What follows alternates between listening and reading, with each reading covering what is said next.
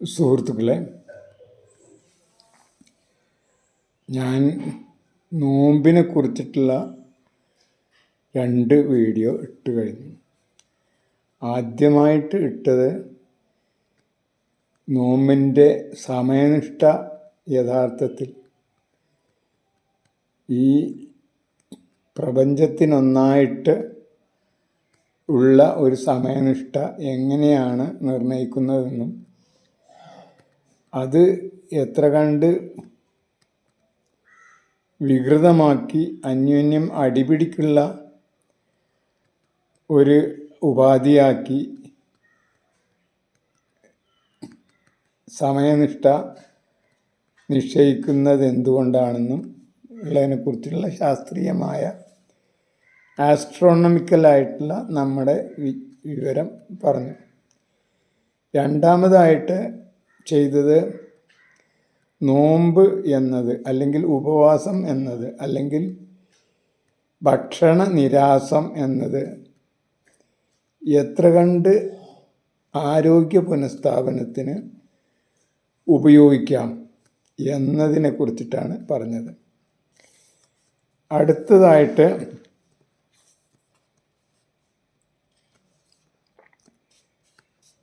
നോമ്പ് യഥാർത്ഥത്തിൽ എന്താണെന്ന് അത് ഭൗതികമായി ഞാൻ കഴിഞ്ഞ ക്ലാസ്സിൽ പറഞ്ഞതിൽ ഞാൻ ഉറച്ചു നിൽക്കുന്നു. അതായത് നിങ്ങളുടെ ആരോഗ്യ പുനഃസ്ഥാപനത്തിന് ഉത്തരോത്തരം നല്ലതാണ് അല്ലെങ്കിൽ ഉപകാരപ്രദമാണ് നമ്മളെ ഭക്ഷണ നിരാസം. അത് ഒരു നേരം മാത്രം കഴിക്കുകയാണെങ്കിൽ, ഒരു ദിവസത്തിൽ ഒരു നേരം മാത്രം നിങ്ങൾ എന്ത് കഴിച്ചാലും ബാക്കിയുള്ള സമയം കൊണ്ട് അതിനെ ദഹിപ്പിക്കാനും ആവശ്യമുള്ളതിനെ സ്വീകരിക്കാനും അനാവശ്യമായതിനെ പുറന്തള്ളാനും ശരീരത്തിന് ചെലവഴിക്കുന്ന ഊർജം പലപ്പോഴായി കഴിക്കുന്നതിനേക്കാളും കുറവ് മതിയെന്നും മാത്രമല്ല ബാക്കി ഈ പരിപാടി, ദഹന പ്രക്രിയ, അത് സ്വാംശീകരിക്കുന്ന പരിപാടി, പുറന്തള്ളുന്ന പരിപാടി, അതിന് ശേഷം ബാക്കി വരുന്ന നമ്മളെ ശരീരത്തിൽ തന്നെയുള്ള ഊർജം നമ്മളെ ശരീരത്തിൽ കേഴുള്ള ശുദ്ധീകരണത്തിന് ഉപയോഗിക്കുമെന്നും അതുവഴിയാണ് നിങ്ങളുടെ ആരോഗ്യ പുനഃസ്ഥാപനം. അതായത് ശരീരം വെറുതെ ഇരിക്കുകയാണെങ്കിൽ അതിന് ലഭ്യമായ ഊർജം ഉപയോഗിച്ച് ശരീരത്തെ ശുദ്ധീകരിച്ചു കൊണ്ടേയിരിക്കും. രക്തം ശുദ്ധീകരിക്കും, മൂത്രം ശുദ്ധീകരിക്കും. അതിന് പുറമെ നമ്മളെ ശരീരത്തിൽ പുറന്തള്ളാൻ സമയം കിട്ടാത്തത് കൊണ്ട് അകത്ത് വച്ച മറ്റ് അവിശുദ്ധ വസ്തുക്കളും അശുദ്ധ വസ്തുക്കളും അന്യവസ്തുക്കളും പരമാവധി പുറന്തള്ളും. അങ്ങനെ ശരീരം ശുദ്ധീകരിച്ചു കൊണ്ടേയിരിക്കും എന്ന ഭൗതികമായ തലമാണ്.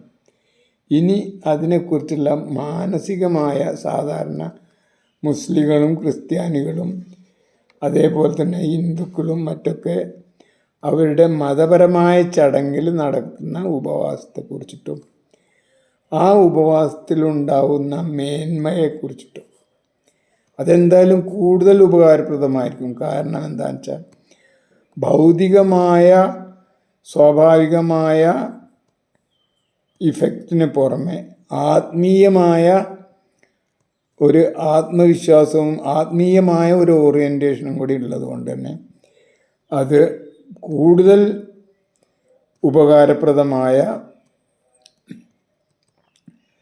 ഇഫക്റ്റ് ഉണ്ടാവുന്നതാണെന്നും നമ്മുടെ ആവശ്യം എന്താണോ മാനസികവും ശാരീരികവുമായ ശുദ്ധീകരണമാണ് നമ്മൾ ആഗ്രഹിക്കുന്നതെങ്കിൽ അത് കൂടുതലായിട്ട് നടക്കാൻ നമ്മുടെ വിശ്വാസവും നമ്മുടെ തഖ്വയും നമ്മുടെ ധ്യാന രീതികളും നമ്മളെ സഹായിക്കുമെന്നും എന്നാണ് എനിക്ക് പറയാനുള്ളത്. യഥാർത്ഥത്തിൽ നമ്മൾ ചെയ്യുന്ന കാര്യം, ഭൗതികമായിട്ട് ചെയ്യുന്ന കാര്യം ദഹന വ്യവസ്ഥയെ, പ്രത്യേകിച്ചും ശരീരത്തിൻ്റെ സ്വാഭാവികമായ പ്രവർത്തനത്തിന് ഉപയോഗിക്കുന്ന ഊർജം പരമാവധി കുറക്കുന്നു. അങ്ങനെ ദഹന വ്യവസ്ഥക്ക് അവധി കൊടുക്കുന്നു. മാത്രമല്ല ഈ അനാവശ്യമായ തീറ്റ, അതായത് ഭക്ഷണത്തിൻ്റെ വൈകൃതങ്ങൾ, ഫുഡ് അബ്യൂസ് എന്ന് പറയുന്നത് ഭക്ഷണത്തിനെ വികൃതമാക്കുക, അത് ഒഴിവാക്കുന്നതോടുകൂടി നമ്മൾ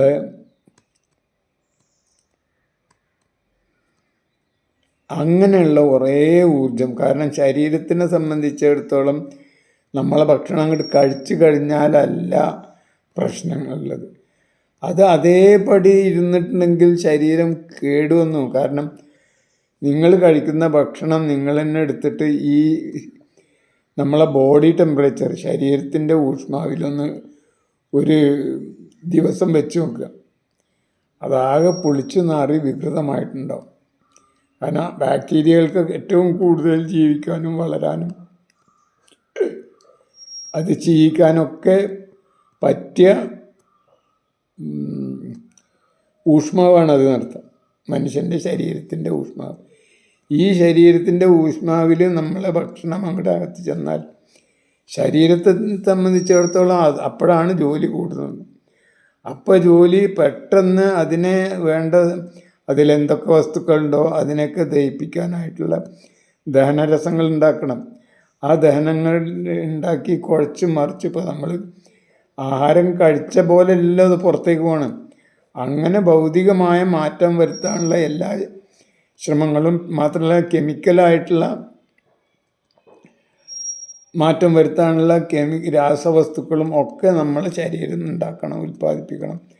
അങ്ങനെ വളരെ കൂടുതൽ ജോലി ചെയ്യണം. മാത്രമല്ല ഇവിടെ നമ്മളാണ് കൊടുത്തു കഴിഞ്ഞാൽ നമ്മുടെ ആനസിൽ അല്ലെങ്കിൽ മലദ്വാരത്തിൽ എത്തുന്നത് വരേക്ക് ഏകദേശം 25 അടിയിൽ കൂടുതൽ യാത്ര ചെയ്യേണ്ടതുണ്ട്. 25 അടിയിൽ കൂടുതൽ എന്ന് പറഞ്ഞാൽ അതൊക്കെ തന്നെ ഒരു പെരിസ്റ്റാലിക് ആക്ഷൻ എന്നാണ് പറയാം.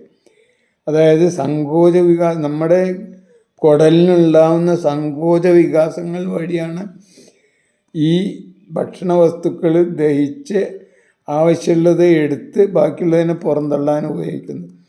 അങ്ങനെ പുറന്തള്ളാനായിട്ട് വളരെ കൂടുതൽ എനർജി ശരീരത്തിൽ ലഭ്യമായ ഊർജത്തിൽ നിന്നും ചിലവാക്കേണ്ടതുണ്ട്. ഇങ്ങനെ ചിലവാക്കുമ്പോൾ ഇടയ്ക്കിടയ്ക്ക് നമ്മൾ ആഹാരം കഴിച്ചാൽ ഉണ്ടാകുന്ന ഒരു പ്രശ്നം എന്താ വെച്ചാൽ, ശരീരത്തിന് തന്നെ ആ ഒരു ഈ കഴിച്ച ആഹാരത്തിൽ എന്തൊക്കെയുള്ളത് അതിനനുസരിച്ചുള്ള ദഹനരസങ്ങൾ ഉണ്ടാക്കുക. ആ ദഹനരസങ്ങൾ ഉണ്ടാക്കുന്നതിൻ്റെ ഇടയ്ക്ക് പിന്നെയും ഒരു ആഹാരം കൊടുക്കുകയാണെങ്കിൽ ഇതാകെ കൺഫ്യൂഷനാവും. ഇപ്പോൾ ഉദാഹരണമായിട്ട് ഞാൻ ഇതിൻ്റെ മുമ്പ് ഒരു പ്രാവശ്യം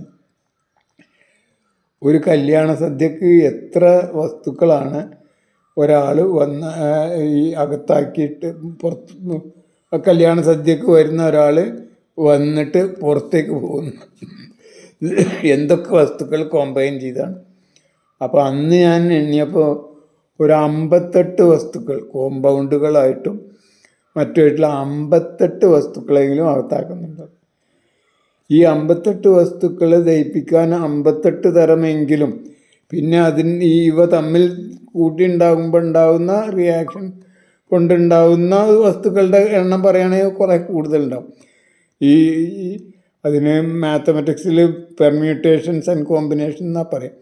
അതൊന്നും എടുക്കാതെ തന്നെ 58 തരം വസ്തുക്കൾ ദഹിപ്പിക്കാൻ ആവശ്യമായ വസ്തുക്കൾ ഉണ്ടാക്കണം.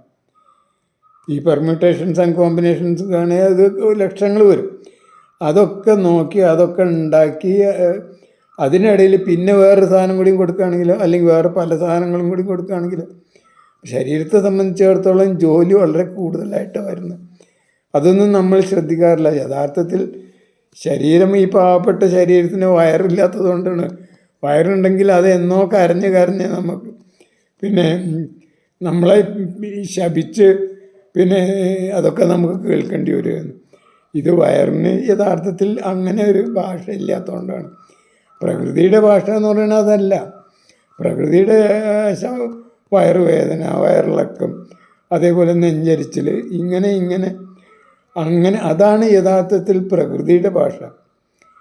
എരിവ്, പുളി, അല്ലെങ്കിൽ ഇങ്ങനെയുള്ള എല്ലാ, അതേപോലെ രോഗങ്ങൾ, ഇതൊക്കെയാണ് യഥാർത്ഥത്തിൽ പ്രകൃതിയുടെ ഭാഷ. ആ ഭാഷയിൽ ഒരിക്കലും കളവ് പറയാൻ പറ്റില്ല. നേരെ മറിച്ച് മനുഷ്യൻ്റെ ഭാഷ, മനുഷ്യനുണ്ടാക്കിയ ഭാഷ ഈ ഒരു ഉപകരണമാണല്ലോ. ഇപ്പം ഞാൻ സംസാരിക്കുന്നത് ആ ഭാഷയിൽ ഇല്ലാത്തതും പറയാം. നേരെ മറിച്ച് പ്രകൃതിയുടെ ഭാഷയിൽ ഇല്ലായ്മയില്ല, അതിന് കളവ് പറയാൻ പറ്റില്ല. അത് യഥാർത്ഥത്തിൽ ഈ രോഗങ്ങളൊക്കെ തന്നെ പ്രകൃതിയുടെ ഭാഷയാണ്. അതിനെ മനസ്സിലാക്കിയിട്ട് അതിനെ പ്രത്യേകിച്ചും ഈ എന്തൊക്കെ ചെയ്തതുകൊണ്ടാണ് ഈ അസുഖം ഉണ്ടായതെന്നും എന്തൊക്കെ ചെയ്യാതിരുന്നാൽ അസുഖം ഉണ്ടാവില്ല എന്ന പുതിയ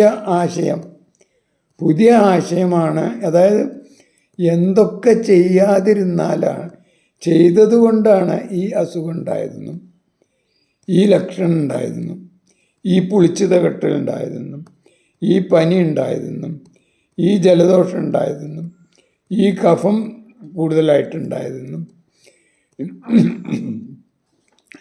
ഒക്കെ മനസ്സിലാക്കി എന്തൊക്കെ ചെയ്യാതിരുന്നാലാണ് ഈ അസുഖം മാറുക എന്ന പുതിയ ഒരു സമവാക്യത്തിലേക്ക്, പുതിയ ഒരു ദർശനത്തിലേക്ക് മനുഷ്യൻ എത്തേണ്ടിയിരിക്കുന്നു. അതെത്തുമ്പോഴാണ് യഥാർത്ഥത്തിൽ നമ്മളെ ഈ ഉപവാസം വളരെ മഹനീയമാവുന്നതും മഹത്തരമാകുന്നതും. എന്തായാലും നമ്മളെ ശരീരത്തിലെ ഏറ്റവും പ്രധാനപ്പെട്ട ഈ ഔട്ട്പുട്ടിനൊക്കെ കാരണം നമ്മൾ ഇൻപുട്ടാണല്ലോ. ഇൻപുട്ട് എന്ന് പറഞ്ഞാൽ വായു സാധാരണ പൊതുവായിട്ടുള്ളതാണ്, അത് നമുക്ക് സ്വന്തമായിട്ട് മാറ്റാൻ പറ്റില്ല.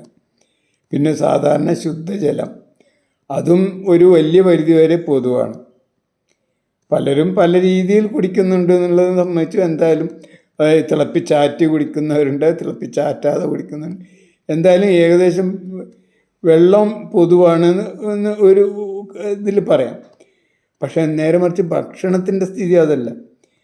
അത് ഒരേ ഭക്ഷണം ഓരോരുത്തർ കഴിച്ചാൽ തന്നെ അതിൻ്റെ ഇഫക്റ്റ് ഓരോ ശരീരത്തിനും ഓരോ സമയത്തും ഓരോ ആവശ്യത്തിനനുസരിച്ച് ശരീരം സ്വീകരിക്കുന്നത് വ്യത്യസ്തമായിരിക്കാം. കാരണം നല്ലോണം വിശന്ന സമയത്ത് ഒരാൾക്കും തീരെ വിശപ്പില്ലാത്ത ഒരാളും രണ്ടുപേര് കഴിക്കുകയാണെങ്കിൽ വിശന്ന ആൾക്കാർക്കും അത് കൂടുതലായിട്ട് സ്വാംശീകരിക്കാൻ കഴിയുക. കാരണം വിശന്ന ആൾക്ക് കൂടുതൽ രുചി തോന്നും. അതുകൊണ്ട് തന്നെ കൂടുതൽ ദഹനരസങ്ങൾ ഉണ്ടാവും, കൂടുതൽ ഇഫക്റ്റീവായിട്ട് ദഹിപ്പിക്കാൻ കഴിയും. നേരെ മറിച്ച് തീരെ വിശപ്പില്ലാത്ത ഒരാൾക്ക് ഇതിന് രുചി തോന്നാതെ കഴിക്കുകയാണെങ്കിലോ അതിന് അത്ര തന്നെ ഗുണം. അതായത് ഞാൻ പറഞ്ഞു വന്നത് ഇതൊക്കെ വ്യക്തിപരവും ഓരോ കാലിക പ്രധാനവുമാണെന്നാണ്. അത് ഓരോ പ്രത്യേക സമയത്തിനനുസരിച്ചാണ്. അതൊന്നും യഥാർത്ഥത്തിൽ നമ്മളെ വെസ്റ്റേൺ വലിയ സയൻറ്റിഫിക് എന്ന് പറയുന്ന കലോറി തിയറിക്കൊന്നും അറിയില്ല എന്നർത്ഥം. അപ്പം ഞാൻ പറഞ്ഞു വന്നത് നമ്മളെ ശരീരം എന്നത് വളരെ വളരെ വളരെ ഇഫക്റ്റീവായ, ഫ്യൂവൽ എഫിഷ്യൻ്റ് ആയിട്ടുള്ള, എനർജി എഫിഷ്യൻ്റ് ആയിട്ടുള്ള ഒരു മെഷീനാണ്, അല്ലെങ്കിൽ സിസ്റ്റമാണ്. അതിന് വളരെ കുറഞ്ഞ ഫ്യൂവൽ തന്നെ അല്ലെങ്കിൽ എനർജി തന്നെ മതി എന്നർത്ഥം. ആ എനർജി കൊണ്ട് അതിനെ നിലനിർത്താൻ കഴിയും. പിന്നെ ഒരു പരിധിയിലപ്പുറം കൂടുതലായാലാണ് ശരീരത്തെ സംബന്ധിച്ചിടത്തോളം അപകടമാകുക. സാധാരണ നിലക്ക് സാധാരണ ഭക്ഷണം തന്നെ ആവശ്യത്തിൽ കൂടുതലായാൽ അത് ഒരു വിഷമായിട്ടാണ് കണക്കാക്കേണ്ട ശരീരം. അതിനെ പുറന്തള്ളണം. അത് കെമിക്കലായിട്ടുള്ള അപകടങ്ങളുള്ളതാണ് ഈ കൂടുതൽ വിഷമാവും. ഇപ്പോൾ ഉദാഹരണമായിട്ട് നമ്മളെ പഴം, ഏറ്റവും നല്ല വാഴപ്പഴം നിങ്ങൾക്ക് ശരീരത്തിൻ്റെ ആഹാരമായിട്ട് ആവശ്യമുള്ളതാണെങ്കിൽ അത് നിങ്ങൾക്ക് 2 പഴമേ ആവശ്യമുള്ളെങ്കിൽ മൂന്നാമത്തെ ഒരു പഴത്തിനെയും അനാവശ്യമായി ദഹിപ്പിച്ച് അതിനെ പുറന്തള്ളാനായിട്ട് ശരീരം അതിൻ്റെ എനർജി ഉപയോഗിക്കണം. അപ്പോൾ എപ്പോഴും ശരീരത്തിന് ആവശ്യമുള്ള അത്ര മാത്രം കൊടുക്കലാണ് ഏറ്റവും ബുദ്ധിപൂർവം, എനർജി സേവിങ് ആയതും. എനർജി മാനേജ്മെൻറ്റിന് ഏറ്റവും നല്ലത് ആവശ്യത്തിന് മാത്രം ആഹാരം കൊടുക്കും. അതിൽ കുറച്ച് കുറഞ്ഞാലും കുഴപ്പമില്ല. കാരണം എന്താ, കുറഞ്ഞിട്ടുണ്ടെങ്കിലും കുറഞ്ഞതിൽ നിന്ന് കൂടുതൽ എടുത്തോളൂ എന്നർത്ഥം. നിങ്ങൾക്ക് കിട്ടുന്ന ആഹാരം ഇപ്പോൾ 2 പഴം വേണ്ട ഒരാൾക്ക് 1 പഴമേ കിട്ടിയുള്ളെങ്കിൽ 1 പഴത്തു നിന്ന് 2 പഴത്തു നിന്ന് കിട്ടിയില്ലെങ്കിൽ 1 പഴത്തു നിന്ന് സാധാരണ എടുക്കുന്നതിനേക്കാളും കൂടുതൽ വലിച്ചെടുത്തോളും ഊർജ്ജം. അപ്പോൾ അങ്ങനെ ശരീരത്തെ സംബന്ധിച്ചിടത്തോളം അതിൻ്റെ ആവശ്യമായത് എത്ര കണ്ട് കുറക്കുന്നോ അത്രയും നല്ലതാണ് എന്ന് വിചാരിച്ചിട്ട് പറ്റ കുറയ്ക്കുക എന്നല്ല ഞാൻ പറഞ്ഞത്. മാത്രമല്ല ഈ പട്ടിണി ഇല്ലാത്തത് കൊണ്ട് പട്ടിണി അടക്കണതിനെ കുറിച്ചല്ല പറയണത്. ഉള്ളത് മാന്യമായിട്ടും ബുദ്ധിപൂർവവും വിവേകത്തോടു കൂടിയും അതിൻ്റെ ഇഫക്റ്റീവ്നെസ് മനസ്സിലാക്കി അതിനനുസരിച്ച് നമ്മളതിനെ നിയന്ത്രിക്കുന്നതാണ് നമ്മൾ ഉദ്ദേശിച്ചത് എന്നർത്ഥം. അപ്പോൾ അതുകൊണ്ട് തന്നെ ഇന്നിപ്പോൾ നമ്മളെ സംബന്ധിച്ചിടത്തോളം ഈ കൃഷി അല്ലെങ്കിൽ മനുഷ്യൻ്റെ ശാസ്ത്രം വളർന്നതോടുകൂടിയോ ഉപകരണങ്ങൾ ഉണ്ടായതോടുകൂടി പണ്ട് അവൻ ശേഖരിച്ച് ഭക്ഷണം കഴിച്ചിരുന്ന ആളാണ്. ആ ശേഖരിച്ചത് ഇവൻ സംഭരിക്കുന്ന ഒരാളായി. ഭക്ഷണ വസ്തുക്കൾ ഉൽപ്പാദിപ്പിക്കുകയും സംഭരിക്കുകയും ചെയ്യുന്ന ഒരാളായതുകൊണ്ടാണ് പിന്നീട് കൃത്യമായിട്ട് ഭക്ഷണം കഴിക്കാൻ തുടങ്ങിയെന്നർത്ഥം. കൃത്യമായി ഭക്ഷണം ആവശ്യത്തിൽ കൂടുതൽ കഴിക്കുന്നതിൻ്റെ വളരെ പ്രത്യക്ഷ ലക്ഷണമാണ് അവൻ്റെ ഒബീസിറ്റി, അതായത് അമിതഭാരം. അതൊക്കെ തന്നെ ശരീരത്തിന് ആവശ്യമായതിൽ കൂടുതൽ കഴിച്ച് അതിനെ പുറന്തള്ളാൻ കഴിയാതെ ഇരിക്കുമ്പോൾ മാത്രമേ, പുറന്തള്ളാൻ ശരീരത്തിന് ശേഷി നഷ്ടപ്പെടുമ്പോൾ മാത്രമേ തടി കൂടാൻ തുടങ്ങുള്ളൂ. അപ്പോൾ ചെറുപ്പത്തിലൊക്കെ നിങ്ങൾ കണ്ടില്ലേ, നല്ല ആരോഗ്യമുള്ള കുട്ടികൾ എത്ര തിന്നാലും തടിക്കൂല. അവൻ എത്ര കഴിച്ചാലും തടിക്കില്ല. കാരണം എന്താ? അവൻ്റെ എലിമിനേറ്റിംഗ് സിസ്റ്റം നല്ല ആരോഗ്യത്തോടു കൂടി ഉള്ളതുകൊണ്ട് തന്നെ വേണ്ടാത്തതിൽ കൂടുതലുള്ളതിനെ പുറന്തള്ളാൻ കഴിയും. അത് കിഡ്നിയിലൂടെയും മൂത്രത്തിലൂടെയും പിന്നെ അതേപോലെ തന്നെ ശ്വാസത്തിലൂടെയും പിന്നെ മലത്തിലൂടെയും ഒക്കെ അല്ലെങ്കിൽ വിയർപ്പിലൂടെയും ഒക്കെ അതിനെ പുറന്തള്ളാൻ കഴിയും. അങ്ങനെ വളരെ കൂടുതൽ കാലം നമ്മളെ ഈ എലിമിനേറ്റിംഗ് സിസ്റ്റത്തിനെ കൊണ്ട് ഓവർലോഡ് വർക്ക് ചെയ്യിച്ച് ക്ഷീണമാകുമ്പോഴാണ് പിന്നെ അവൻ തടി കൂടി വരുന്നത്. ഇപ്പോൾ നിങ്ങൾ തന്നെ നോക്കുക, നിങ്ങൾ തന്നെ പുറത്തേക്ക് നോക്കുക. ഈ നമ്മളെ സാധാരണ ആൾക്കാരിൽ ആവശ്യത്തിൽ കൂടുതൽ തടിയുള്ള എത്ര മനുഷ്യരുണ്ട്? നിങ്ങൾ ആവശ്യത്തിൽ കൂടുതൽ എന്ന് പറഞ്ഞാൽ സാധാരണ നിലക്ക് ഒരു 14-15 വയസ്സിൽ ഒരാൾ പ്യൂബർട്ടി കഴിഞ്ഞ് അഡൾട്ട് ആകുന്ന സമയത്ത് അയാളുടെ വെയിറ്റും അയാളുടെ സാധാരണ നല്ല ഫുട്ബോളൊക്കെ കളിക്കുന്ന ആളാണ്, അയാളുടെ ആ വെയിറ്റാണ് യഥാർത്ഥത്തിൽ അയാളുടെ ജീവിതകാലം മുഴുവൻ ഉണ്ടാവേണ്ടത്. അതിൽ കൂടുതലുള്ളതൊക്കെ തന്നെ നമ്മൾ ഈ ഫുഡ് അബ്യൂസ് കൊണ്ട് ഉണ്ടായതാണ്. യഥാർത്ഥത്തിൽ അത് ഗവൺമെൻറ് കുറച്ച് ശാസ്ത്രീയ ബോധം ഉണ്ടെങ്കിൽ ചെയ്യേണ്ടത്, ആരോഗ്യമന്ത്രിയൊക്കെ ചെയ്യേണ്ടത് എന്താ വെച്ചാൽ ഈ എക്സസ് വെയിറ്റുള്ള ആൾക്കാരുടെ എക്സസ് വെയിറ്റിനാണ് നികുതി കെട്ടേണ്ടത്. അങ്ങനെ നികുതി കെട്ടിയിട്ടുണ്ടെങ്കിൽ അയാൾക്ക് ബോധ്യം ഉണ്ടാവും. ഇതിപ്പോൾ എന്താ പറയുക, കൂടുതൽ തിന്നിട്ട് കൂടുതൽ തടിക്കുന്ന വലിയ അന്തസ്സും അഭിമാനമാണെന്നാണ് അവർ വിചാരിക്കുന്നത്. യഥാർത്ഥത്തിൽ അതും കവർച്ചയുടെ മറ്റ് ലക്ഷണമാണ്. അതായത് നമുക്ക് അധികാരപ്പെട്ട, നമുക്ക് അവകാശപ്പെട്ട, നമുക്കുള്ള പങ്കിൽ കൂടുതൽ അന്യൻ്റെ പങ്ക്, നമ്മളെ പങ്കിന് പുറമെ മറ്റുള്ളവർക്കുള്ളതായിരിക്കുമല്ലോ. ഇപ്പോൾ ഈ പ്രകൃതിയിൽ ദൈവം അല്ലെങ്കിൽ ഉൽപ്പാദിപ്പിച്ച വസ്തു അത് അവർക്ക് കിട്ടാതെ നമ്മൾ കൂടുതൽ കഴിക്കുന്നതുകൊണ്ടാണ് നമ്മളെ ശരീരത്തിന് കൂടുതൽ വെയിറ്റ് വരുന്നത്. അതായത് യഥാർത്ഥത്തിൽ ഒരു സമത്വസുന്ദരമായ ഗവൺമെൻറ്റിനെ സംബന്ധിച്ചിടത്തോളം, സമത്വം കാക്ഷിക്കുന്ന ഗവൺമെൻറ്റിനെ സംബന്ധിച്ചിടത്തോളം ഓരോരുത്തരും അവനവന് ആവശ്യമുള്ളതേ കഴിക്കാൻ പാടുള്ളൂ. അത് എല്ലാവർക്കും കൂടി ഉള്ളതുകൊണ്ട് തന്നെ ഒരാൾ കൂടുതൽ കഴിച്ചിട്ടുണ്ടെങ്കിൽ അത് വേറെ ആൾക്ക് കുറയും. അപ്പം അത് മറ്റുള്ളവരുടേത് കഴിച്ചതിൻ്റെ അനിഷേധ്യമായ ഒരു തെളിവാണ് ഇയാളുടെ എക്സസ് വെയിറ്റ്, അയാളുടെ അയാളുടെ പിന്നെ കുടവയറ്, അമിതഭാരം. ഇതൊക്കെ ഈ അമിതഭാരം, പിന്നെ അതേപോലെ കുടവയറ്, അതേപോലെ നെഞ്ഞിനേക്കാളും കൂടുതൽ വണ്ണുള്ള വയറ്, ഇതൊക്കെ ഉള്ള അവരെ സംബന്ധിച്ചിടത്തോളം കൃത്യമായിട്ട് അതിന് നികുതി കെട്ടുകയാണ് വേണ്ടത്. അതിന് നികുതി കെട്ടിയിട്ടുണ്ടെങ്കിൽ, ഗവൺമെൻറ് നികുതി കെട്ടിയാൽ ഒന്നാമത് ഈ നികുതി കൊണ്ട് നമ്മൾ ഈ പട്ടിണി കിടന്ന, അല്ലെങ്കിൽ പിന്നെ പട്ടിണിയുള്ള മനുഷ്യർക്ക് പട്ടിണി മാറ്റാൻ ആ പൈസ മതി അർത്ഥം. അപ്പോൾ ഞാൻ പറഞ്ഞു വന്നത്, ഈ അമിതഭാരം ഒഴിവാക്കാനും മിതഭക്ഷണം ശീലിക്കാനും ഈ ഉപവാസം വളരെ നല്ലതാണ്. മാത്രമല്ല, ഈ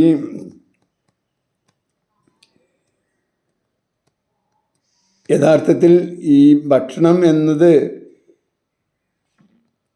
നമ്മൾ ഈ വേവിച്ച് പലതും കൂട്ടിച്ചേർത്ത് പല പല കോമ്പിനേഷനായി കഴിക്കുന്നതോടുകൂടി തന്നെ അതിൻ്റെ ഈ നമ്മുടെ ശരീരത്തിൻ്റെ പരമ്പരാഗതമായ അല്ലെങ്കിൽ സ്വാഭാവികമായ അതിനെ നിയന്ത്രിക്കാനോ അതിനെ മനസ്സിലാക്കാനുള്ള കഴിവ് നഷ്ടപ്പെടും. നേരെ മറിച്ച് ഒരു വസ്തു അങ്ങനെ തന്നെ കഴിക്കുകയാണെങ്കിൽ ഒരു പരിധി കഴിഞ്ഞാൽ നമുക്ക് മതിയെന്ന് തോന്നും, മടുപ്പ് തോന്നും, വേണ്ടാന്ന് തോന്നും. നേരെ മറിച്ച് ഇപ്പോഴിത് അതിൻ്റെ രുചി, മണം, നിറം ഇതൊക്കെ മാറ്റി നമ്മുടെ യഥാർത്ഥത്തിൽ നമ്മുടെ പോർട്ടായ ഈ പോർട്ടലിൻ്റെ കസ്റ്റംസ് ഓഫീസർമാരാണ് ഈ ചുണ്ട്, മൂക്ക്, രുചി, കണ്ണ്, ചെവി, ഇതൊക്കെ ഇവയെ കബളിപ്പിച്ചിട്ടാണ് നമ്മൾ ഈ പാചകം നടത്തി പലതും കൂട്ടിക്കലർത്തി അതിനാകെ പിന്നെ രൂപം മാറ്റി, നിറം മാറ്റി, രുചി മാറ്റി ഒന്നായിട്ട് അങ്ങനെയാണ് നമ്മൾ അകത്തേക്ക് കിടത്തുന്നത്. അപ്പം തന്നെ ശരീരത്തിനെ സംബന്ധിച്ചിടത്തോളം അതിൻ്റെ ബ്രേക്കിംഗ് ബെല്ലും നഷ്ടപ്പെടും, അതിന് പരിശോധിക്കാനുള്ള രീതി ഇല്ലാതാവും. അങ്ങനെയാണ് ആവശ്യത്തിൽ കൂടുതൽ തീറ്റയും ആവശ്യത്തിൽ കൂടുതൽ തടി ഉണ്ടാവണം. നിങ്ങൾ പ്രകൃതിയിലേക്ക് നോക്കൂ, പ്രകൃതിയിൽ ഒരു ജീവിയും അമിതവണ്ണോ അമിതഭാരമുള്ളതില്ല. മനുഷ്യൻ്റെ കൂടെ ജീവിക്കുന്ന വീട്ടുമൃഗങ്ങൾക്ക് മാത്രമേ വേണ്ടാത്ത ആ അമിതഭാരം ഇതൊക്കെ ഉള്ളൂ എന്നർത്ഥം. അപ്പോൾ അതുകൊണ്ട് തന്നെ അങ്ങനെ നമ്മൾ ശരീരം വളരെ കൂടുതലായിട്ട് നമ്മൾ ഫുഡ് അബ്യൂസ് കണ്ടിന്യൂ ആയിട്ട് നടത്തിയാൽ മാത്രമേ ഫുഡ് അബ്യൂസ് അല്ലെങ്കിൽ ഭക്ഷണത്തിൻ്റെ വൈകൃതം ആവശ്യത്തിൽ കൂടുതലുള്ളത് കുറേ കാലമായിട്ട് കഴിക്കുമ്പോഴാണ് ജീവിതശൈലി രോഗങ്ങൾ ഉണ്ടാവുന്നത്. ജീവിതശൈലി രോഗങ്ങൾ ഉണ്ടാവാനുള്ള പ്രധാന കാരണം നമ്മളെ ഇൻപുട്ടാണ്.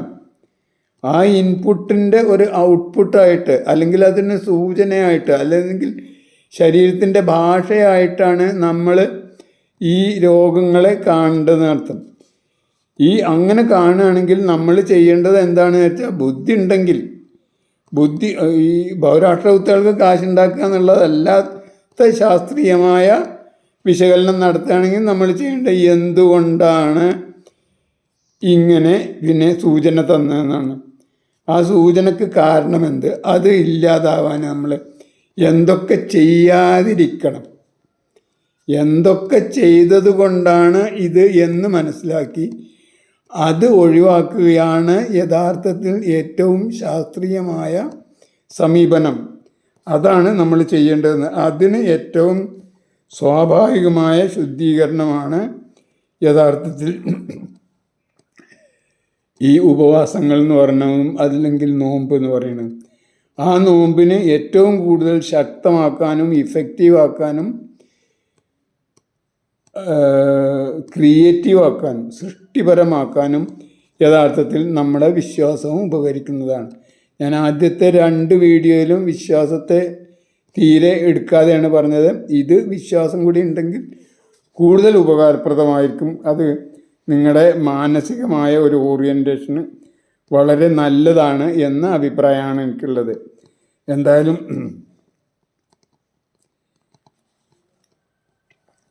നമ്മൾ ഒന്ന് മനസ്സിലാക്കേണ്ടത്, പ്രകൃതിയുടെ സ്വാഭാവികമായ പരിണാമത്തിൽ നിന്നും മനുഷ്യൻ വളരെയധികം മാറിയിരിക്കുന്നു. അത് മാറിയിട്ടുണ്ടെങ്കിൽ മാറാനും നമുക്കുള്ള അവകാശമുണ്ട്, അധികാരമുണ്ട്, അതിനുള്ള ശാസ്ത്രീയമായ കഴിവുണ്ട്. പക്ഷെ അതൊന്നും നമ്മളെ ഈ ശരീരം എന്ന സാധനം നമ്മൾ രൂപകൽപ്പന ചെയ്തതല്ല. നമ്മൾ ഈ ശരീരം രൂപകൽപ്പന ചെയ്തത് പ്രകൃതിയാണ്. ആ പ്രകൃതിയുടെ പ്രകൃതി നിശ്ചയിക്കുന്നതാണ് അതിൻ്റെ ഫ്യൂവൽ, അതിൻ്റെ ഇന്ധനങ്ങൾ, അതിൻ്റെ ഭക്ഷണം. അതിൽ മാറ്റം വരുത്താൻ നമ്മൾ പുതുതായിട്ട് പല സാധനങ്ങളും പല സയൻസും പല ശാസ്ത്രവും കണ്ടുപിടിച്ചു, അതിലൊക്കെ നമ്മൾ വിജയിച്ചു പറഞ്ഞാൽ അത് ഈ ശരീരത്തിന് ബാധകമല്ല. ശരീരം എന്നത് പ്രകൃതിയുടെ ഭാഗമാണ്. ആ പ്രകൃതിയുടെ നിയമങ്ങൾ അനുസരിച്ച് മാത്രമേ അത് നിലനിൽക്കുകയും അത് പ്രവർത്തിക്കുകയുള്ളൂ. അതിൻ്റെ ഫങ്ഷൻ അങ്ങനെയാണ്. ഇപ്പോൾ ഏതുപോലെ എന്ന് വെച്ചാൽ നമ്മുടെ ഈ സൗരയൂഥത്തിലെ ചലനങ്ങൾ, ചന്ദ്രൻ്റെ വൃദ്ധിക്ഷയങ്ങൾ, പിന്നെ ഭൂമിയുടെ ഒരു വർഷത്തിൽ ഒരു വർഷം കൊണ്ട് സൂര്യനെ ചുറ്റുന്ന വഴിയുള്ള ഈ നിയമങ്ങളൊക്കെ തന്നെ നമുക്ക് മാറ്റാൻ കഴിയും. കാരണം അത് പ്രകൃതിയുടെ ഭാഗമാണ്. അതേപോലെ പ്രകൃതിയുടെ ഭാഗമാണ് നമ്മളെ ശരീരത്തിൻ്റെ ജൈവതാളങ്ങളും, നമ്മളെ വളർച്ചയും, നമ്മളെ വയസ്സാകലും, നമ്മളെ ജീവൻ പോകലും, പുതിയ തലമുറകൾ ഉണ്ടാവലും, ഇതൊക്കെ തന്നെ പ്രകൃതിയുടെ ഭാഗമാണ്. അത് പ്രകൃതിയുടെ നിയമമാണ്. ആ നിയമം അനുസരിച്ച് ഇനി ദൈവത്തിൻ്റെ നിയമം അനുസരിച്ചാണെന്ന് തന്നെ വെച്ചോളൂ. അതന്നെ ആ ദൈവത്തിൻ്റെ ഒരു ഡിസൈൻ അനുസരിച്ച് നടക്കുന്നതാണ്. അതിൽ നമുക്ക് കൂടുതലായിട്ടൊന്നും ചെയ്യാൻ കഴിയില്ല. നമുക്ക് എന്തെങ്കിലും ചെയ്യാൻ കഴിയുകയാണെങ്കിൽ അത് ഈ പ്രകൃതിയുടെ നിയമങ്ങൾ മനസ്സിലാക്കി പരമാവധി അതിനോട് സഹകരിക്കുക എന്നും, അതിന് മാറ്റം വരുത്താനോ അതിന് തോൽപ്പിക്കാനോ ഒന്നും നമുക്ക് കഴിയില്ല എന്ന് മനസ്സിലാക്കലായിരിക്കും കൂടുതൽ ബുദ്ധി എന്നാണ് എനിക്ക് പറയാനുള്ളത്. അപ്പോൾ ഞാൻ പറഞ്ഞു വന്നത്, നിങ്ങളുടെ ഈ ഉപവാസം അല്ലെങ്കിൽ നോമ്പ്, ഈ വർഷത്തെ നോമ്പ് പരമാവധി കുറച്ച് ബുദ്ധിപൂർവം വിവേകപൂർവം ദൈവവിശ്വാസത്തോടു കൂടി ചെയ്യുകയാണെങ്കിൽ വളരെ കൂടുതൽ ഉപകാരപ്രദമായിരിക്കും. അത് ഈ കേവല യുക്തിവാദികളും അല്ലെങ്കിൽ അലോപ്പതിക്കാരും പറയുന്ന പോലെ വെറും ഒരു പട്ടിണിയല്ല. പട്ടിണി കിടക്കുക എന്നത് മറ്റൊരു കാര്യമാണ്. പട്ടിണി എന്ന് പറഞ്ഞത് ഭക്ഷണം ഇല്ലായ്മയാണ്, ഭക്ഷണം കിട്ടായ്കയാണ്. ഭക്ഷണം കിട്ടാത്ത ഒരാളുടെ മാനസിക അറിവും മാനസിക നിലവാരവും നേരെ മറിച്ച് ഭക്ഷണം നിരസിക്കുക, ഞാൻ കഴിക്കണില്ല, ഉണ്ടായിട്ട് കഴിക്കാതിരിക്കുക, അതാണ് ഭക്ഷണ നിരാസം, അതാണ് ഉപവാസം. ഇത് രണ്ടും രണ്ടാണ്. ആ പട്ടിണി എന്നത് നമുക്ക് അങ്ങനെ മനസ്സിലാക്കാൻ കഴിയുന്ന സാധനമല്ല, അതിന് സ്വയമായിട്ട് അനുഭവപ്പെടുക വേണം. അത് അനുഭവപ്പെടുത്താൻ നമുക്ക് കഴിയുമെന്ന് എനിക്കറിയില്ല. കാരണം സ്വാഭാവികമായും നമ്മളെ ഈ കാലത്തൊക്കെ ഭക്ഷണം എന്ന് പറയുന്നത് സാധാരണ നമ്മൾ ശ്വാസം പോലെ, ഈ ശുദ്ധവായു പോലെ സ്വാഭാവികമായിട്ടും ഉണ്ടാകുന്നതും ഉണ്ടാക്കാവുന്നതും ഉള്ളതുമാണ്. നേരെ മറിച്ച് പട്ടിണി അതല്ല. ഇനി എപ്പോൾ നമുക്ക് കിട്ടും, എവിടുന്ന് കിട്ടും, അതിനുള്ള ഒരു മാർഗവും നേരിട്ട് കാണാൻ കഴിയാത്ത അവസ്ഥയിൽ പൂർണ്ണമായും അജ്ഞാതമായ ഒരു ഭാവിയിൽ ഭക്ഷണം തീരെ വയറ്റിൽ ഇല്ലാതെ ഇരിക്കുക, അതിനു വേണ്ടി നമ്മൾ ശരീരം കാംക്ഷിക്കുക, എന്നിട്ട് കിട്ടാതിരിക്കുക, അതാണ് പട്ടിണി. അങ്ങനെ പട്ടിണി കിടക്കാൻ ഇന്ന് നമ്മളെ സമൂഹത്തിന് സാധ്യമാണോ എന്ന് ചോദിച്ചാൽ എൻ്റെ അഭിപ്രായത്തിൽ സാധ്യമല്ല. അതും ഉപവാസം ഒരേപോലെ കാണരുത്. പട്ടിണി എൻ്റെ അഭിപ്രായത്തിൽ എന്നെയൊക്കെ ഇങ്ങനെ ആക്കിയത് യഥാർത്ഥത്തിൽ പട്ടിണിയാണ്. എൻ്റെ അഭിപ്രായത്തിൽ പട്ടിണി എന്നതാണ് ലോകത്തിലെ ഏറ്റവും കൂടുതൽ മനുഷ്യൻ്റെ തത്വശാസ്ത്ര നിർമ്മിതിക്ക് ആവശ്യമായ യൂണിവേഴ്സിറ്റി. അതൊരു 4-5 ദിവസമെങ്കിലും പട്ടിണി കിടന്നാലേ യഥാർത്ഥത്തിൽ ഭക്ഷണത്തിൻ്റെ അല്ലെങ്കിൽ നമ്മുടെ ഇന്ധനത്തിൻ്റെ വില നമുക്ക് മനസ്സിലാവുള്ളൂ എന്നർത്ഥം. അത് ഇന്നത്തെ രീതിയിൽ നമുക്ക് മനസ്സിലാക്കാൻ കഴിയില്ല. യഥാർത്ഥത്തിൽ പണ്ടൊക്കെ ഇന്ത്യൻ പാരമ്പര്യം അനുസരിച്ചുള്ള യൂണിവേഴ്സിറ്റികളിലൊക്കെ, അന്നത്തെ സർവകലാശാലകളിൽ, വിദ്യാപീഠങ്ങളിലൊക്കെ അവർ പഠനം കഴിഞ്ഞാൽ ഒരു 4-5 വർഷം സ്വന്തമായിട്ട് കാര്യങ്ങൾ ഒരു നയാ പൈസയും കയ്യിൽ കൊടുക്കാതെ ലോകത്തിൻ്റെ സമൂഹത്തിലേക്ക് ഇറങ്ങിച്ചെന്ന് അവിടുന്ന് എന്തൊക്കെ കാര്യങ്ങൾ ചെയ്തു എന്നുള്ള റെക്കോർഡുകൾ കൊടുത്ത്, അത് ഒരു കയ്യിലൊരു വരുമാനം ഇല്ലാതെ ചെയ്യണമെന്ന്. അങ്ങനെ ഉണ്ടെങ്കിൽ തന്നെ ചിലപ്പോൾ പട്ടിണി ഉണ്ടായേക്കാം. അതായത് പട്ടിണിക്ക് യഥാർത്ഥത്തിൽ മാനസികമായ ഒരു തലമുണ്ട്. അതായത് എപ്പോഴും ആ ഒരു രീതിയിലുള്ള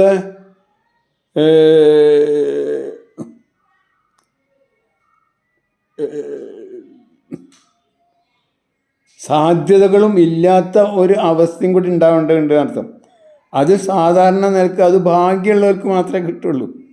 അങ്ങനെ ഭാഗ്യം സിദ്ധിച്ച ഒരാളാണ് ഞാൻ. അതുകൊണ്ടാണ് എൻ്റെ വീക്ഷണങ്ങളൊക്കെ തന്നെ ഒരു വ്യത്യസ്ത രീതിയിലായതെന്ന് എനിക്ക് തോന്നുന്നു. കാരണം ഞാൻ ഇപ്പോൾ എത്രയോ കൊല്ലം പിന്നെ ഡിഗ്രിക്ക് പഠിച്ചിട്ടുണ്ട്, പോസ്റ്റ് ഗ്രാജുവേഷന് പഠിച്ചിട്ടുണ്ട്, അതേപോലെ തന്നെ ബി.എഡിന് ഈ എഡ്യൂക്കേഷൻ എം.എഡിന് പഠിച്ചിട്ടുണ്ട്, റിസർച്ച് ചെയ്തിട്ടുണ്ട്. അതിനേക്കാളിലൊക്കെ കൂടുതലായിട്ടുള്ള എൻ്റെ സ്വഭാവ രൂപീകരണത്തിനും എൻ്റെ ദാർശനിക നിലവാരത്തിനും ഏറ്റവും കൂടുതൽ സഹായിച്ചത് എൻ്റെ 5-6 ദിവസത്തുള്ള പട്ടിണിയാണ്. അത് പറയാൻ എനിക്ക് യാതൊരു മടിയില്ല. കാരണം പട്ടിണി കൊണ്ടുണ്ടാവുന്ന ആ അനുഭവം ഉണ്ടല്ലോ, അത് മറ്റൊരു രീതിയിലും നമുക്ക് കിട്ടുന്നതല്ല. എൻ്റെ അഭിപ്രായത്തിൽ ഇവിടെയുള്ള എല്ലാ ഈ രാഷ്ട്രത്തലവന്മാരും രാഷ്ട്രീയ നേതാക്കളും ഒന്നും യഥാർത്ഥത്തിൽ പട്ടിണി കിടന്നിട്ടില്ല. പട്ടിണി കിടന്നാലേ യഥാർത്ഥ മനുഷ്യൻ്റെ ബോധം, മനുഷ്യൻ്റെ കഴിവും, മനുഷ്യൻ്റെ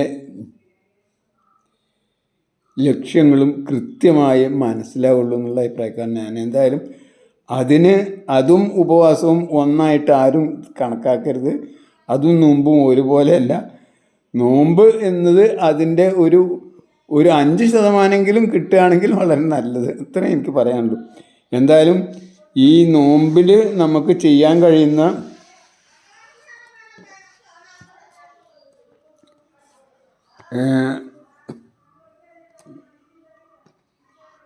കാര്യം എന്താണെന്ന് വെച്ചാൽ, അതിൻ്റെ ചെറിയൊരു അംശമെങ്കിലും നമുക്ക്, അതായത് നമ്മളെ ഭൗതികമായ ക്ഷീണമെങ്കിലും, നമ്മൾ ഭക്ഷണം കഴിക്കാതിരിക്കുമ്പോൾ ശരീരം നമ്മളോട് ഭക്ഷണം ചോദിക്കുമ്പോൾ ഉണ്ടാകുന്ന പല രീതിയിലും നമ്മളെ അത് ബോധ്യപ്പെടുത്തും. ക്ഷീണം ആണെന്ന് പറയും, അതാണെന്ന് പറയും. ഇതൊക്കെ തന്നെ അത് നല്ല ഒരു അനുഭവമാണ് എന്നേ എനിക്ക് പറയാനുള്ളൂ. അത് ഈ പട്ടിണിയും ഉപവാസവും ഒന്നല്ല എന്നുള്ളത് നിങ്ങൾ മനസ്സിലാക്കണം. പിന്നെ മറ്റൊന്ന് പറയാനുള്ളത്, ഈ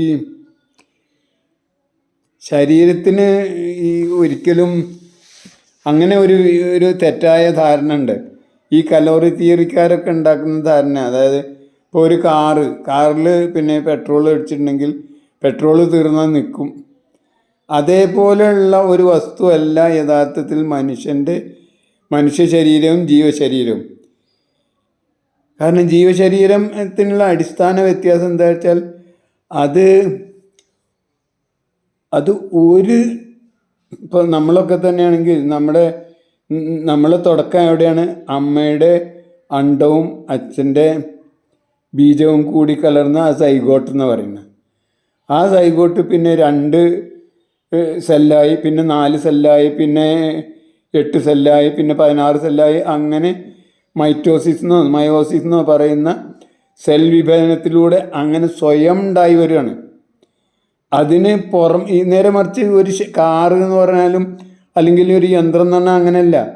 അതിൻ്റെ ഓരോ അവയവങ്ങളും പല ഭാഗത്തുണ്ടാക്കിയിട്ട് അതൊന്നായിട്ട് ഈ അവയവങ്ങൾ കൂട്ടിച്ചേർക്കണം. ഇപ്പോൾ ടയർ ഒരു സ്ഥലത്ത് ഉണ്ടാക്കുന്നു, വീല് മറ്റൊരു സ്ഥലത്ത് ഉണ്ടാക്കുന്നു, പിന്നെ സ്റ്റിയറിംഗ് വേറെ സ്ഥലത്ത് ഉണ്ടാക്കുന്നു, ബ്രേക്ക് വേറെ സ്ഥലത്ത് ഉണ്ടാക്കുന്നു, പിന്നെ എൻജിൻ വേറെ സ്ഥലത്ത് ഉണ്ടാക്കുന്നു, പെട്രോൾ വേറെ സ്ഥലത്ത് ഉണ്ടാക്കും. ഇങ്ങനെ അനേക വസ്തുക്കൾ കൂടിക്കലർന്നിട്ട് ലൈറ്റിന് വേറെ, ബാറ്ററി വേറെ, ഇങ്ങനെ അനേക വസ്തുക്കൾ അനേക കാലങ്ങളിൽ പല സ്ഥലങ്ങളിൽ വെച്ച് പല വസ്തുക്കൾ ഉണ്ടാക്കി ഇതൊന്നായിട്ട് കൂട്ടിച്ചേർക്കുന്ന ഒരു വ്യവസ്ഥയാണത്. അങ്ങനെയുള്ള ഒരു വ്യവസ്ഥയല്ല യഥാർത്ഥത്തിൽ ജീവൻ്റെ വ്യവസ്ഥ. ഒരു മനുഷ്യ ശരീരം എന്നുള്ളത്. മനുഷ്യ ശരീരം ഉണ്ടാകുന്നത് അത് ഒന്നിൽ നിന്ന് മാത്രമാണ്. ഒരൊറ്റ സെല്ലിൽ നിന്ന് പലതരം സെല്ലുകൾ ഉണ്ടാകുന്നെങ്കിൽ പോലും ഈ സെല്ലുകൾക്കൊക്കെ തന്നെ ആദ്യ സെല്ലുകളായിട്ടുള്ള ബന്ധമുണ്ട്. പലതരത്തിലുള്ള സെല്ലുകൾ 10, 28, വ്യത്യസ്ത സെല്ലുകൾ വ്യത്യസ്ത സമയങ്ങളിൽ വിഭജിക്കപ്പെടുന്ന എന്നൊക്കെ പറയുന്നുണ്ട്. അപ്പോൾ എല്ലിൻ്റെ ആ സെല്ലിൻ്റെ അതേപോലെയല്ല നമ്മൾ ത്വക്കിൻ്റെ സെല്ല്, അതൊക്കെ ചിലത് വളരെ പെട്ടെന്ന് മാറിക്കൊണ്ടിരിക്കും, ചിലത് വളരെ കൂടുതൽ കാലം കൊണ്ടാണ് ഒരു രണ്ടാമത്തെ ഒരു വിഭജിച്ച് രണ്ടാവുള്ളൂ. അപ്പോൾ അങ്ങനെ ഉള്ളതാണ് ജീവശരീരം എന്ന് പറയുന്നത്. ജീവശരീരവും അതേപോലെ തന്നെ ഒരു യന്ത്രവും തമ്മിൽ നിങ്ങൾ താരതമ്യം ചെയ്യരുത്. താരതമ്യം ചെയ്യുമ്പോൾ അതിൻ്റെ വ്യത്യാസം മനസ്സിലാക്കണം. രണ്ടും ഒരു രീതിയിലല്ല, വ്യത്യസ്തമായ അവയവങ്ങൾ വ്യത്യസ്ത സ്ഥലത്ത് വ്യത്യസ്ത രീതിയിൽ നിർമ്മിച്ച് കൂട്ടിച്ചേർക്കുന്നതല്ല യഥാർത്ഥ ശരീരം. അത് സ്വയം ഇവോൾവ് ചെയ്യുന്നതാണ്. ഏതുപോലെ? ഭൂമിയുടെ കറക്കം പോലെ. ഭൂമിയുടെ കറക്കത്തിൽ നമുക്ക് എന്തെങ്കിലും ചെയ്യാൻ പറ്റും? ഭൂമിയും സൂര്യനും അതേപോലെ തന്നെ നമ്മളെ ഈ ഗാലക്സി ഒന്നായിട്ട് പറന്നുകൊണ്ടിരിക്കുക, വേറെ രീതിയിൽ പോകും, അത് തിരിച്ചു വരില്ലല്ലോ. അതേപോലുള്ള ഒരു സ്വാഭാവികമായ ചലനം, വികാസം, മാറ്റം മാത്രമാണ് ജീവനുള്ളത്. നേരെ മറിച്ച് അതേപോലെ അതിനെ താരതമ്യം ചെയ്തിട്ട് നമ്മളിവിടെയുള്ള മനുഷ്യന് കണ്ടെത്തിയ യന്ത്രങ്ങളെ നമ്മൾ അതേപോലെയാണെന്ന് കാണരുത്. ആ യന്ത്രത്തിൻ്റെ കലോറി തിയറി പോലെ അല്ല യഥാർത്ഥത്തിൽ മനുഷ്യൻ്റെ ഈ എനർജി വ്യവസ്ഥ. ഈ എനർജി അങ്ങനെ ഉണ്ടാകുന്നതല്ല. ഇത് വേറെ പല പല ഘടകങ്ങളും പല പല രീതിയിലുള്ളതാണ്. ഈ സാധാരണ നമ്മൾ പെട്രോൾ ഒഴിച്ചാൽ പിന്നെ കാറ് പോവും, അല്ലെങ്കിൽ ബാറ്ററി ചാർജ് ഉണ്ടെങ്കിൽ കാറ് പോവും എന്ന് പറഞ്ഞതുപോലെ അത് പ്രവർത്തിക്കും എന്ന് പറഞ്ഞതുപോലെ അങ്ങനെ വളരെ പെട്ടെന്ന് അബ്രപ്റ്റായിട്ട് ഇതിൻ്റെ എനർജി നമുക്ക് കൊടുക്കാനും കിട്ടാനും ഉണ്ടാവില്ല അർത്ഥം. അപ്പോൾ അത് നമ്മൾ മനസ്സിലാക്കുന്നത് നല്ലതാണ്.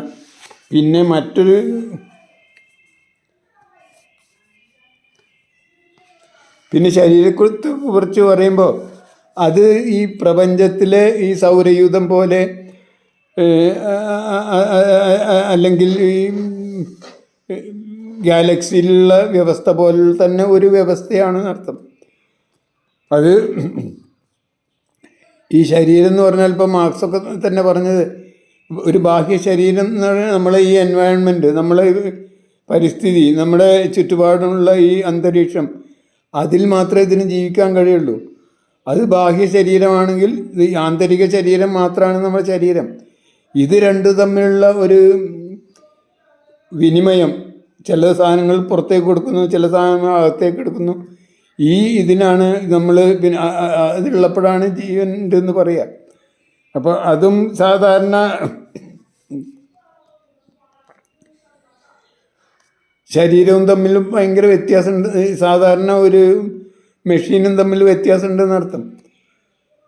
ഈ ശരീരം ഈ ജീവൻ എന്ന സാധനം നിലനിൽക്കുമ്പോൾ മാത്രമേ ഈ വിനിമയം, അതായത് ആന്തരിക ശരീരവും ബാഹ്യ ശരീരവും തമ്മിലുള്ള വിനിമയം നടക്കുന്നുള്ളൂ. അത് നടക്കുമ്പോൾ മാത്രമേ ഈ ശരീരവും ജീവനും ഉണ്ട് എന്ന് പറയാൻ തന്നെ പറ്റുള്ളൂ.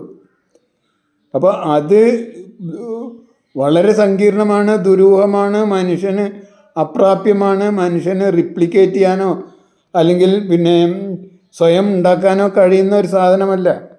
അതും നമ്മൾ മനസ്സിലാക്കേണ്ടതാണ്. എന്തായാലും ഞാൻ പറഞ്ഞു വന്നത്, നമ്മൾ ഇങ്ങനെ മനുഷ്യൻ്റെ ശരീരം കുറച്ച് വൃത്തിയാക്കിയാൽ, അതായത് നമ്മൾ അകത്തേക്ക് കൊടുക്കുന്ന എത്ര കണ്ട് പരിശുദ്ധമാണോ, എത്ര കണ്ട് സ്വാഭാവികമാണ്, എത്ര കണ്ട് നാച്ചുറലാണോ, എത്ര കണ്ട് വിഷലിപ്തമാണ്, സ്വാഭാവികമായി ഉണ്ടായതാണോ, അതിനനുസരിച്ചാണ് നമ്മളെ ശരീരത്തിലുള്ള മനസ്സും അതേപോലെ തന്നെ ഭൗതികമായ നമ്മളുടെ പ്രവർത്തനവും നടക്കുക.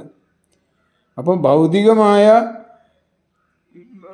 കായികമായ നമ്മുടെ ആരോഗ്യത്തിനും മാനസികമായ ആരോഗ്യത്തിനും നമ്മളെ ഇൻപുട്ട് വളരെ പ്രധാനപ്പെട്ടതാണ്. ഇൻപുട്ട് എത്ര കണ്ട് നന്നാകുന്നോ അത്ര കണ്ട് ഈ മാനസികവും ഭൗതികവുമായ നമ്മുടെ ശരീരം ശുദ്ധവും പരിശുദ്ധവും സമ്പന്നവുമായിരിക്കും. അപ്പോൾ അതുകൊണ്ട് തന്നെ നമ്മൾ അകത്തേക്ക് കൊടുക്കുന്ന വസ്തുക്കൾ പരമാവധി ശുദ്ധമാവാൻ ആഗ്രഹിക്കുക, അങ്ങനെ ചെയ്യുക എന്ന് ചെയ്താൽ നിങ്ങളുടെ അസുഖങ്ങൾ മാറാനുള്ള അസുഖങ്ങൾ അല്ലെങ്കിൽ നിങ്ങളുടെ ആരോഗ്യ പുനഃസ്ഥാപനത്തിനുള്ള ചാൻസ് വളരെ വളരെ കൂടുതലായിരിക്കും. ഇത്രയേ എനിക്ക് പറയാനുള്ളൂ. എന്തായാലും ഇങ്ങനെ ഈ ഒരു മാസത്തെ ഈ വർഷത്തെ ഉപവാസമെങ്കിലും പരമാവധി പരിശുദ്ധമായ ഒരു മാസമാവട്ടെ. അതിന് പരമാവധി നിങ്ങളുടെ വിശ്വാസവും നിങ്ങളുടെ ചെയ്തികളും നിങ്ങളെ സഹായിക്കട്ടെ. മാത്രമല്ല, ഇത് കേൾക്കുന്ന ആൾക്കാർ, ഇതിൽ പ്രത്യേകിച്ചും ഈ റംസാനിൽ വിശ്വാസമില്ലാത്ത ആൾക്കാരും ഒരു മാസം ഈ പറഞ്ഞ പോലെ ഇത് ചെയ്യുകയാണെങ്കിൽ, അതായത് അത് അവർ വേറൊന്നും വേണ്ട, അവരെ സംബന്ധിച്ചിടത്തോളം ഒരു നേരത്തെ ആഹാരം എന്നത് പരമാവധി ഈ അന്തരീക്ഷ ഊഷ്മാവ് ഏറ്റവും കൂടുതലുള്ള സമയത്ത് നിങ്ങൾക്ക് ദഹനം നടക്കലായിരിക്കും കൂടുതൽ നല്ലത്. എന്ന നിലക്ക് രാവിലെ ഒരു 10 മണിയോ 11 മണിക്കോ 12 മണിക്കോ ആഹാരം കഴിച്ചാൽ അതായിരിക്കും നല്ലത്. അങ്ങനെ ചെയ്യുകയാണെങ്കിൽ നിങ്ങളുടെ പ്രമേഹം, പ്രഷർ, മറ്റ് അസുഖങ്ങൾ, അതേപോലെ മാറാത്ത മുറിവുകൾ, ചൊറികൾ, ഇതൊക്കെ തന്നെ മാറാനുള്ള ഒരു വലിയ സാധ്യത ഉണ്ട് എന്ന് സൂചിപ്പിക്കാനും ഈ വർഷത്തെ നോമ്പ് അല്ലെങ്കിൽ റംസാൻ മാസം നിങ്ങൾക്ക് നിങ്ങളുടെ ആത്മശുദ്ധീകരണത്തിനും ശരീരശുദ്ധീകരണത്തിനും അതുവഴിയുള്ള കൂടുതൽ ഉന്നത നിലവാരത്തിലുള്ള ആരോഗ്യ പുനഃസ്ഥാപനത്തിനും ആയി ഉപകരിക്കട്ടെ എന്നും, അതിനായിട്ടാണ് ഞാൻ ഈ 4 വീഡിയോ, ഇത് 4ാമത്തെ വീഡിയോ ആണ് ഇതിട്ടത്. അതുകൊണ്ട് തന്നെ ഇത് കണ്ട് ഇനി മനസ്സിലാവാത്തവർ രണ്ടാമത് പിന്നെയും കണ്ട് ആ പറയുന്ന കാര്യങ്ങൾ വല്ല സംശയമുണ്ടെങ്കിൽ നിങ്ങൾക്ക് എന്നെ ഈ നമ്പറിൽ 8547231269 എന്ന നമ്പറിൽ വിളിക്കുകയും അതിൽ അന്വേഷിക്കുകയും എന്നെക്കൊണ്ട് അറിയുന്ന കാര്യങ്ങൾ, ഇത് പൂർണ്ണമായും എനിക്കറിയും എന്നൊരു വാശിയോ എന്നൊരു വാദവും എനിക്കില്ല. എനിക്കറിയുന്ന കാര്യങ്ങൾ ഞാൻ പറഞ്ഞുതരാം. ഇത് നമ്മൾക്ക് ആരോഗ്യത്തോടു കൂടി ജീവിക്കുക എന്നുള്ളത് വളരെ പ്രയാസം കുറഞ്ഞതാണ്. രോഗത്തോടു കൂടി ജീവിക്കാനാണ് നമ്മൾ വേണ്ടാത്ത കാര്യങ്ങൾ കൂടുതൽ കാലം നിരന്തരം ചെയ്തുകൊണ്ടേ ഇരിക്കേണ്ടത്. ആരോഗ്യം എന്നത് ആസ് സിമ്പിൾ ആസ് ബ്രീത്തിങ്. അതായത് നമ്മൾ ശ്വസിക്കൽ വലിയ പ്രയാസമുണ്ടെന്ന് നമുക്ക് തോന്നുന്നുണ്ടോ? മനുഷ്യനെ സംബന്ധിച്ചിടത്തോളം ഒരു പ്രയാസമില്ല, അത് ചെയ്തുകൊണ്ടേയിരിക്കും. പക്ഷേ അതിൻ്റെ സങ്കീർണത ആലോചിച്ചാലോ. അപ്പോൾ അതേപോലെ മനുഷ്യനെ സംബന്ധിച്ചിടത്തോളം ഇത് ഒരു സങ്കീർണവുമല്ല, ഒരു പ്രയാസമില്ലാതെ ജീവിക്കാൻ കഴിയുന്നതാണ് ആരോഗ്യത്തോടു കൂടിയുള്ള ജീവിതം. രോഗത്തോടു കൂടിയുള്ള ജീവിതത്തിനാണ് വേണ്ടാത്ത വൈകൃതങ്ങൾ നമ്മൾ കൂടുതൽ കാലം നിരന്തരം ആവർത്തിച്ചു കൊണ്ടേ ഇരുന്നാലേ രോഗങ്ങൾ ഉണ്ടാവുള്ളൂ എന്നാണ് നമ്മൾ ഇതുവരെ നമ്മളെ നിരീക്ഷണത്തിൽ കണ്ടതെന്ന് അർത്ഥം. അപ്പോൾ അതിന് ഒരു വിവേകപൂർവമായ പരിശോധന നടത്തുക, നിങ്ങൾ സ്വയം കണക്കെടുക്കുക, എന്നിട്ട് നിങ്ങൾ കൂടുതൽ ശരിയിലേക്ക് മാറുക എന്നുള്ളതാണ് എനിക്ക് പറയാനുള്ളത്. ഈ വീഡിയോ നിങ്ങൾക്ക് ശരിയായി തോന്നുന്നുണ്ടെങ്കിൽ നിങ്ങൾക്ക് ഏതെങ്കിലും രോഗികൾ, പ്രത്യേകിച്ച് കിഡ്നി രോഗികൾ, പ്രമേഹ രോഗികൾ, പ്രഷർ രോഗികൾ, അതേപോലെ സ്ഥായിയായ രോഗമുള്ള ഏതൊരാൾക്കും ഇത് നിങ്ങൾക്ക് സജസ്റ്റ് ചെയ്യാവുന്നതാണ്. അവർക്ക് ഈ 4 വീഡിയോ കണ്ടിട്ട് അവർക്ക് തോന്നുന്ന രീതിയിൽ ഇത് ചെയ്യാനും, മാത്രമല്ല അതിൽ വല്ല സംശയങ്ങളോ വല്ല അവ്യക്തതകളോ ഉണ്ടെങ്കിൽ എന്നെ വിളിക്കണം എന്ന് പറഞ്ഞുകൊണ്ട് നിർത്തുന്നു. ജയ് ഹിന്ദ്, ജയ് ജഗത്, ജയ് ജീവൻ.